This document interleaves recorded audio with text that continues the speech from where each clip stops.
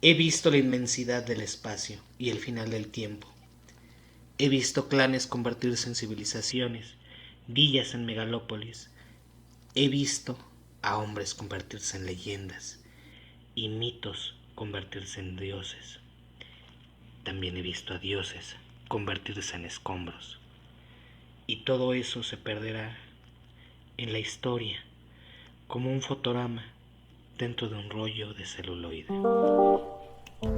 La Secretaría de Cultura del Estado de Michoacán, a través de la Dirección de Educación y Formación Artística, presentan 35 milímetros. El programa con más spoilers por segundo. Solo por Radio Nicolaita.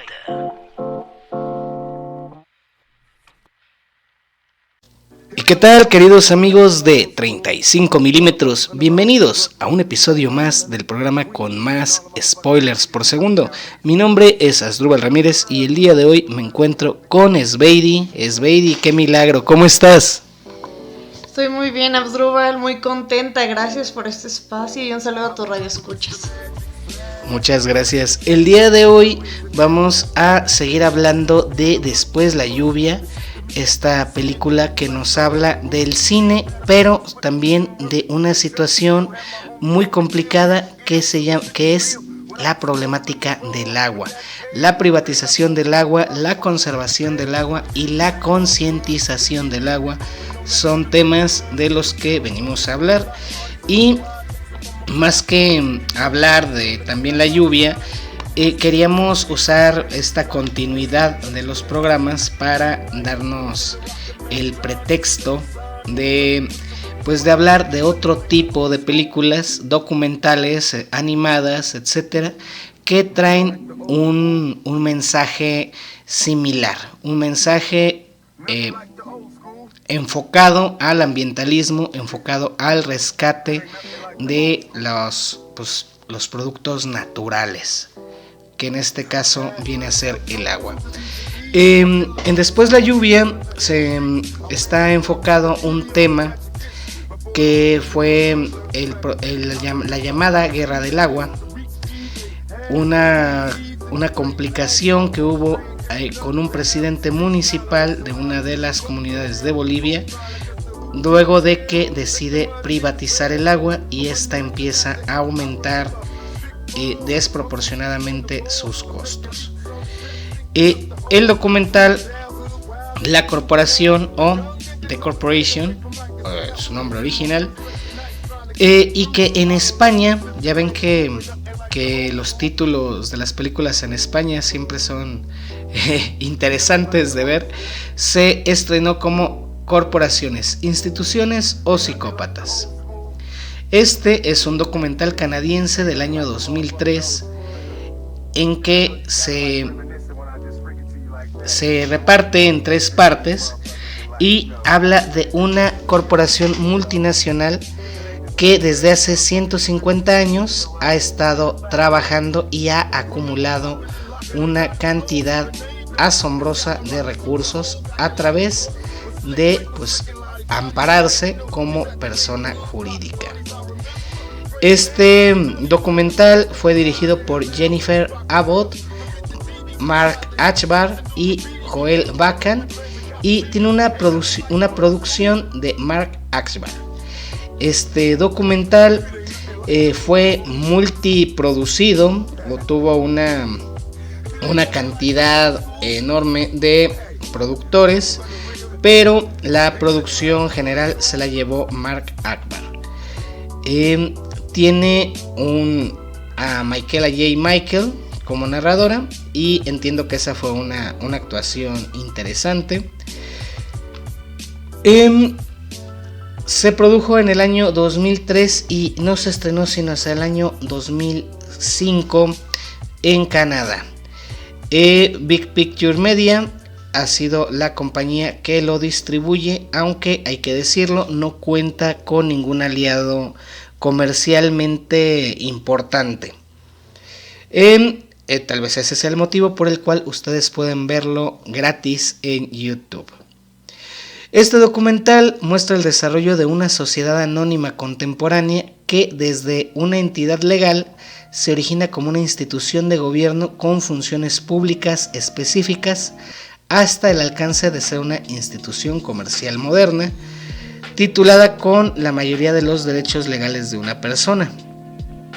Un tema es su evaluación como una personalidad, resultando en el caso de 1886 en la Corte Suprema de los Estados Unidos, en donde una declaración del juez presidente Morrison R. White considera las corporaciones como personas, con los mismos derechos que los seres humanos, basado en la 14ª enmienda de la Constitución de los Estados Unidos. Aquí me gustaría a mí detenerme un poco, porque sé que Sveidi pues tiene un poquito más de estos conocimientos jurídicos legales.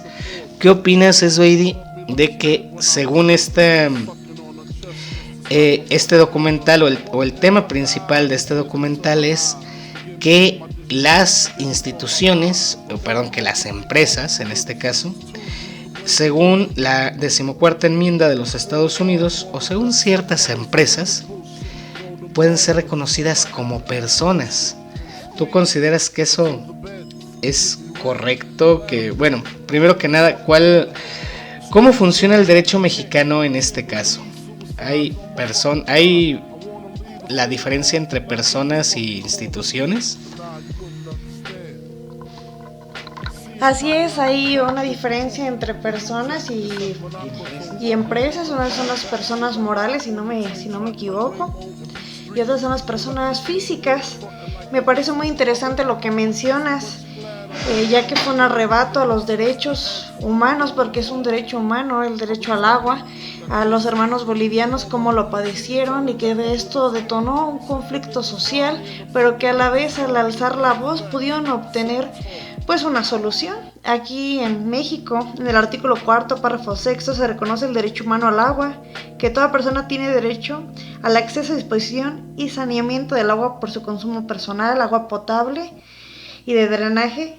Y entonces me resulta un poco imposible pensar que este derecho puede ser vulnerado, pero también no me resulta tan lejano. Como te comentaba antes de iniciar el programa, considero que el oro del siglo XXI, como lo mencionan varios autores, es el agua, que la posible siguiente guerra puede ser por el agua, y que hay que concientizarnos, no solo en el derecho, sino también en un acto de conciencia y de humanidad, de darnos cuenta que este recurso vital no renovable puede acabar. Okay. Y esto pues viene a pie porque esta figura de derechos que está usando esta corporación les ha permitido infiltrarse en varios de los momentos de la historia sumamente controversiales, entre ellos una demanda que se le hizo al pueblo sobre la amenaza representada por la democracia por un complejo militar e industrial en una parte de precisamente de Bolivia. También se hace referencia a cómo se creó Fanta por The Coca-Cola Company debido al embargo comercial que tenía en la Alemania nazi y el supuesto papel que IBM jugó en el holocausto nazi, aparte obviamente de la guerra del agua, que es de la que venimos a hablar a través pues de también la lluvia. Entonces, dicho sea de paso, si ya vieron también la lluvia, vean The Corporation, o conocido en España como corporaciones, instituciones o psicópatas. Y pues bueno, ahora vamos a hablar un poco ya sobre el tema del agua. Como fíjate, Sveidi, a lo mejor a ti no te tocó, pero cuando yo tenía como 6, 7 años, sí decían las guerras en el futuro van a ser por el agua. No van a ser por el petróleo, no van a ser por las minas de oro, van a ser por el agua. Y en ese ahora ya no resulta pues un tema, ¿verdad? Porque resulta que en el año 2000 ya hubo un conflicto armado por el agua, Pero en ese momento sí resultaba algo increíble pensar que el agua se fuera a terminar. Y cuando se hablaba de que el agua se fuera a terminar, casi siempre pensábamos a que iba a ser por una cuestión de sequía, de que simplemente no iba a estar ahí. Parece ser que el agua se va a terminar más bien por una situación de contaminación y de control. De alguna manera el agua que está acaparada, el agua que está en manos de unos cuantos, pues también es agua que no está. Y pues ese es un tema para que hagamos conciencia. Repito, es pues primero hacer un esfuerzo de conservación del agua. Hay pues una lista de tips muy básicos que son cepillar los dientes con solo un vaso de agua, no dejar abierta la regadera cuando uno no la está usando, procurar regar las plantas con regadera y no con la manguera, no lavar el carro con la manguera, cosas por el estilo. Pero más que una cuestión de ahorro, es también una cuestión de concientización. Muchas veces mismos vecinos de aquí de la ciudad de Morelia que tienen alguna peculiaridad en el agua, voy a poner un ejemplo, una colonia que se llama Villas del Pedregal, conocida colonia, sí, en donde hay muchos que pagan una cuota fija de agua, no tienen medidor, entonces pagan siempre la misma tarifa. Y cuando ves a algún vecino que está desperdiciando el agua, que tiene abierta la llave, hay casas que dejan abierta la llave día tras día, tras día, tras día, le dicen: oye vecino, pues hay que cuidar el agua. Pues ni a usted ni a mí nos la están cobrando más, entonces déjenme. Pero hacer la concientización de que no se trata de una cuestión de dinero, no se trata de no gastar agua para que no te cobren más, se trata de no gastar agua para ser conscientes del esfuerzo increíble que se tiene que hacer para purificar el agua, para potabilizarla y hacerla llegar a los rincones, a cada rincón de la ciudad. Y también de sensibilización y de empatía con las personas que definitivamente no tienen agua.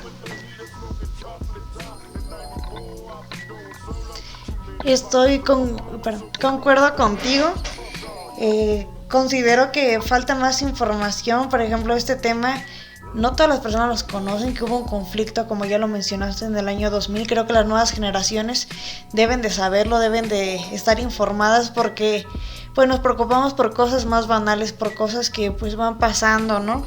Pero no por cosas que trascienden y que son de uso diario.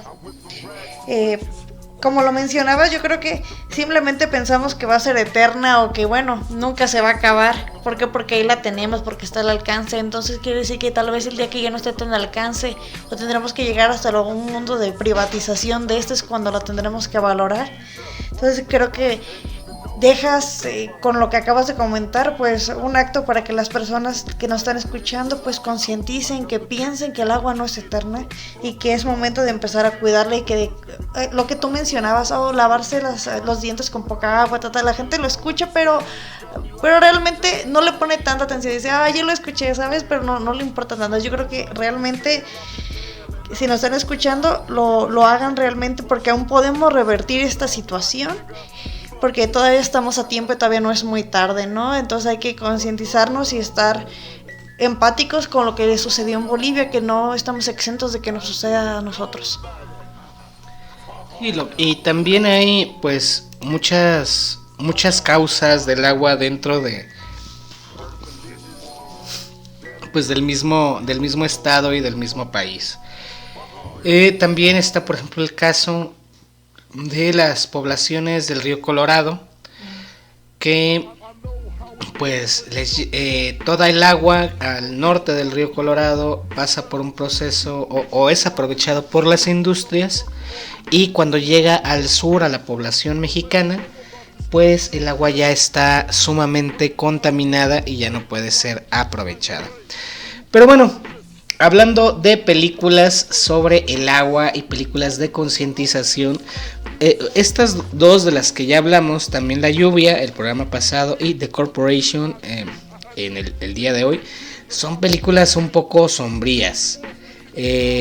Incluso me podría decir que crudas, pero también hay películas bonitas con animalitos, con hadas, que podemos recomendarle a los niños para empezar a involucrarlos en este mundo de conocimiento que es pues el ambientalismo. Y estamos hablando, o bueno, yo me di a la tarea de pedirle a Sveidi que nos hablara de esta película, que es Las aventuras de Zack y Krista. ¿Me avisas ya?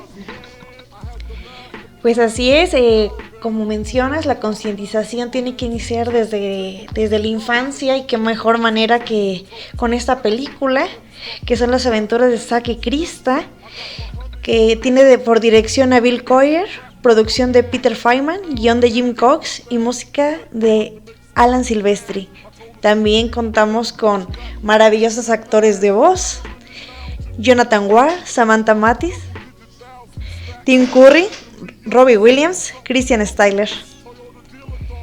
Esta fue producida en Australia en el año de 1992. El género es, como ya lo mencionábamos, animación infantil. Su duración es de 76 minutos. La productora es Crowley Films, distribución de 20th Century Fox, estudio 20th Century Fox Home Entertainment. Y bueno, como lo mencionaba Ostro, considero que, y repito, que desde los años de infancia, desde nuestros primeros años, se tiene que concientizar estos temas. ¿Por qué? Porque así será menos difícil al llegar a una edad adulta tomarlos en cuenta, y así tomarlos y hacerlos práctica de nuestra vida diaria. Okay. Sí, la verdad es que esa película me gusta mucho hablar de ella por dos cosas. La primera, porque si vieron la fecha, pues coincide, es de mis películas de la infancia, es de las primeritas películas que llegué a ver en VHS. Pero también otra cosa es que no es de producción estadounidense, aunque la distribuye 20th Century Fox. Es una producción animada completamente independiente, producida en Australia. Cuando ustedes la vean, se van a dar cuenta de que es un trabajo muy sorprendente el que hicieron los animadores para llegar a los niveles de calidad de animación muy similar a la de Disney, pero pues con un presupuesto muchísimo menor. Y yo creo que ese es un ejercicio que justo hoy ya no sería posible, porque las dimensiones, el orden de magnitudes que se necesita para producir una película, pues ha aumentado increíblemente. Pero ¿de qué trata Las aventuras de Zack y Krista? Pues trata de un talamontes. Talamontes es una palabra muy fea. De un empleado de una maderera que sin darse cuenta se adentra mucho en el bosque y está por cortar un árbol mágico. Pero ese árbol es mágico, pero no necesariamente bueno. Y para evitar que destruyan o que abra el sello que este árbol está guardando, pues una pequeña hada lo vuelve diminuto y evita que corte ese árbol. Y Zack, que es el leñador, al tener su nuevo tamaño, empieza a vivir aventuras en el bosque del tamaño de un hada. Y pues ahí se da cuenta de que el bosque pues tiene vida, que hay animales viviendo ahí y que hay pues fuerzas más poderosas y más importantes que pues ganar un poco de dinero extra en verano, que era lo que andaba buscando hacer Zack. Pero también hay otras películas que hablan completamente del agua, digamos, no solamente de ambientalismo, sino del agua. Una de esas es la película Taped, que es un documental que nos habla sobre la industria del agua embotellada. Lo digo de una vez y lo digo abiertamente: si usted está pagando más de 20 pesos por un litro de agua embotellada, tal vez está siendo parte del problema y no parte de la solución. No sé si te enteraste tú del agua de Juan Pazurita. Sí. ¿Le quieres contar a la audiencia cómo estuvo eso? Justo se me venía a la mente ese detalle. Creo que hay momentos donde los influencers, por ingresos, incluso como la reflexión incluso de esta película, por ingresos extras o por otros intereses, o por lucrar, porque yo creo que esa es la palabra, hacen un comercial sin tener, o una producción, o sin tener los conocimientos necesarios, se basan de ideas no, pues, ni propias de otras personas, para decir que es un agua producida de termal, me parecía, de no sé qué, no recuerdo, ¿verdad? Pero el chiste es que esa agua es pues diferente, ¿no? Y que por eso tienes que tener un costo más elevado, o simplemente por la moda de una nueva etiqueta, y simplemente pues el agua es lo que es y tenemos que pagar lo que es justo, y no por tendencias nuevas se tiene que subir el precio, porque aunque sea una muy burda puede ocurrir, ¿no? Porque eso también puede ser incluso apropiación de esta, ¿no? Bueno, para hacer una idea, el agua embotellada es un invento, americano, pero de todo el continente americano. Sí, iniciado por los Estados Unidos, pero presente en todo el continente. Y han de saber ustedes que, por ejemplo, en Europa y en Asia, el agua embotellada sí existe, porque, o sea, si uno la quiere comprar, puede comprarla, pero no representa un ingreso importante para las embotelladoras. Si hacemos un recuento en la historia, nos daremos cuenta que antes de la era industrial, lo único que se embotellaba eran los vinos y las cervezas. Todo lo demás se consumía fresco. Y el agua, en teoría, el agua potable, toda agua potable debería de tomarse. En Europa lo más común es tomar el agua del grifo, abrir el agua de la llave y bebérsela. ¿Por qué no lo hacemos así aquí en América, en todo el continente americano? Pues porque los niveles de calidad de agua, al ser potabilizada, no son lo suficientemente rigurosos y nos enfermamos. Por eso es tan buen negocio el agua embotellada. Y entendamos que, por ejemplo, los garrafones también son agua embotellada. Sí, son botellotas grandotas, pero siguen siendo agua embotellada. Y lo que nos está figurando, o lo que nos está representando esta escena, es que efectivamente tenemos o estamos invirtiendo tiempo y esfuerzos como civilización en embotellar agua, en distribuir agua. También pónganse a pensar que el agua de los garrafones implica gasolina, que el agua de la llave no necesariamente debería de estar ocurriendo, ¿no? De estarse gastando para hacer llevar el agua. Entonces, como civilización nos estamos empeñando más en embotellar el agua y en hacerla más privatizable o más comercial, más como un producto, que en crear las fuentes o las vías de agua potable para garantizar el agua de flujo gratuito.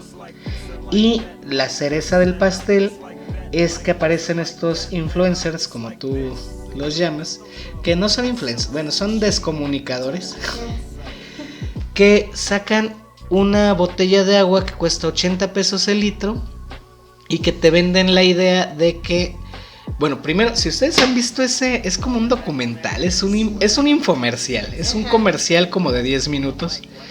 Pero primero te vende 3 grandes mentiras. La primera, mentira que te vende es que el agua pasa por un proceso de filtrado y que le quita nutrientes o minerales o algo así. Y que la de él no está filtrada, por eso te la vende más cara, pero que además es 100% natural. Damas y caballeros, el agua es agua. Si la quiere con más minerales, puede agarrar un poquito de sal y le va a dar más minerales. Y segunda, definitivamente el agua de la que habla Sergio Zurita no es... Sí, no es Sergio Zurita, es Juanpa Zurita. Ay, una disculpa al compañero locutor Sergio Zurita. No, Juanpa Zurita. No, pues no es natural, no, ni de lejos. Y sobre todo no tendría por qué estar costando tanto. Pero bueno, se nos está acabando el tiempo, Sveidi. No sé si... Bueno, hay bastantes películas que hablan sobre el agua. No sé si quieras hablar de alguna en particular o ya quieras dar anuncios parroquiales, mandar saludos a la gente del Clavijero. Sí, ya creo que ya, para anuncios parroquiales. Saludos a todo el Palacio Clavijero, a Radio Nicolaita. Recordar que el 22 de marzo se celebra el Día Mundial del Agua. Y bueno, pues sí, simplemente como mencionabas, y voy a cerrar con eso, Juan Pazurita, los desinformadores y todos estos, con el respeto porque también hacen algunas cosas no tan mal, pero creo que simplemente no se tienen que meter con algo tan importante que es el agua. No puedes apropiarte algo que no es tuyo y mucho menos venderlo como un artículo de lujo. Como lo mencionas, es algo escandaloso, 80 pesos por un litro de agua, pues ¿qué es esto? Entonces creo que es el inicio para empezarse de manera disimulada a privatizar o a obtener más ganancias lucrando con algo que es de todos. Y bueno, yo también quiero mandar un saludo muy grande a todas las personas que nos están escuchando. Y solamente me quiero despedir con 2 recomendaciones de películas sobre el agua. La primera es Chinatown de 1974, una película de cine negro en donde nos hablan cómo un detective especializado empieza a investigar un homicidio y descubre cómo la mafia está tratando de controlar la red de agua de Los Ángeles, para que veamos cómo los problemas pues de la urbanización y del agua son tan antiguos como pues las megalópolis mismas. Y la segunda es Mundo Acuático, un super clásico de la ciencia ficción, película que en su momento fue la película más cara de la historia y también una de las películas que no logró recaudar todo su dinero de producción. Es una película muy conocida, la pasan muy seguido en Canal 5, pero si usted no la ha visto y pretende ser un conocedor del cine, es obligatorio que vean Mundo Acuático, no solo pues por la situación técnica que requiere, sino por haber sido en su momento la película más costosa del mundo y decidieron involucrar al agua como temática importante de esa película. Y pues nada más, muchísimas gracias por sintonizarnos, nos vemos la próxima semana en un capítulo más de 35 milímetros.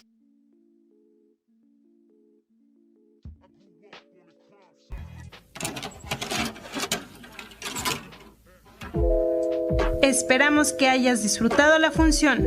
La próxima semana tenemos una cita para seguir hablando sobre el séptimo arte. Mientras tanto, quédate en casa y sigue disfrutando de Radio Nicolaita.